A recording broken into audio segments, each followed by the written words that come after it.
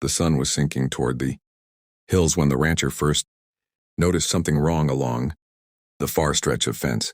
He'd ridden this boundary 1,000 times, knew every sagging post and twisted wire, and yet something there didn't belong.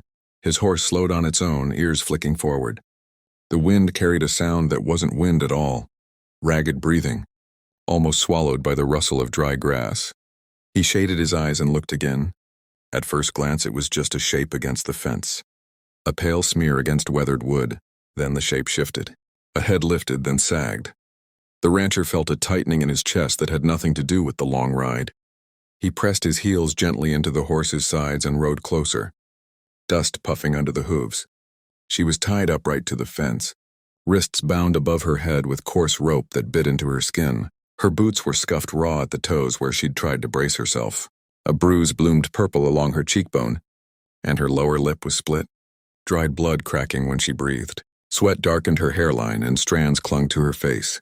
Still, when she heard him dismount, her head snapped up, eyes sharp despite everything. "Don't come closer," she rasped, voice frayed thin. He stopped a few steps away, palms open. "I'm not who you think I am."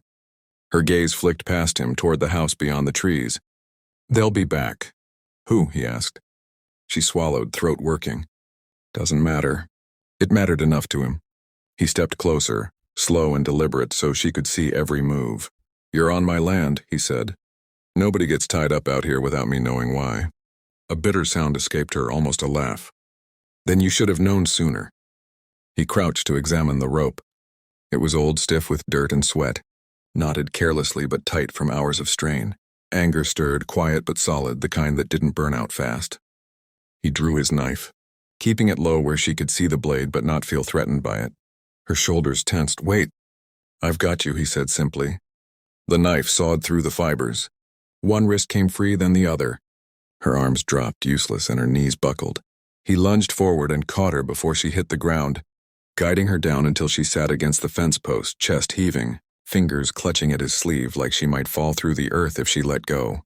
She shook, not crying, just shaking, the way a body does when it's been pushed too far. He shrugged off his jacket and draped it over her shoulders. It was too big, swallowed her frame, but she pulled it tight all the same. Footsteps crunched on gravel. The rancher straightened, turning as voices cut through the quiet. "What the hell do you think you're doing?" a man shouted. 3 of them came into view, striding hard and fast, the kind of people who believed the ground ought to move. Out of their way. The rancher recognized them now, distant, relatives of a neighboring family, known more for loud tempers than honest work. One man pointed, face flushed. "That's our problem." "Step away!" The rancher planted his boots. "She's hurt." "She deserves it," the older woman snapped, eyes flashing. "Running off, shaming us. Thought a few hours out here would teach her respect." The woman behind him flinched at the words but lifted her chin. "I didn't run," she said hoarsely. "I left." One of the men laughed. "Same thing." The rancher felt something settle in him, heavy and unmovable. He glanced back at her, at the raw marks circling her wrists, the way she leaned despite herself toward his solid presence. Then he faced them again. "You tied her up," he said. It wasn't a question. "She's family," the man shot back. "You don't get a say." The rancher took one step forward. The horse snorted softly behind him, shifting weight. "You don't get to do this," he said. "Not anywhere. And especially not here." The older woman sneered. "You think you're better than us?" "I think you're done," he replied. The man's fists clenched. For a moment the air felt stretched thin, like a wire pulled too tight. The rancher rested one hand near his belt, not touching the knife, just close enough to remind them it was there. His voice stayed level. "She comes with me." They stared at him, stunned. "You can't just take her," one protested. She belongs to herself," the rancher cut in. "And right now she's under my protection."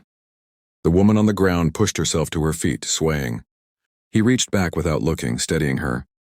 She stood taller than she had any right to. Pain etched into her posture, but defiance burning bright.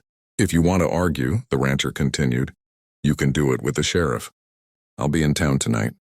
The older woman's gaze flicked to the horse, the open land stretching wide behind them, the calm certainty in his stance. Whatever she saw there made her hiss and grab the man's arm. "This isn't over," the man snarled as they backed away. The rancher didn't answer. He swung into the saddle and reached down. She hesitated only a second before letting him lift her up in front of him. She was lighter than he expected, all bone and stubborn will. As the horse turned away, she glanced back once, then forward again, shoulders squaring. They rode in silence, the wind cool against flushed skin. After a while, her breathing evened. She leaned back just slightly, trusting without saying it. "Thank you," she murmured. He tipped his hat against the fading sun. "You're safe now," he said. And as the fence disappeared behind them, the wide land opened ahead, quiet and waiting.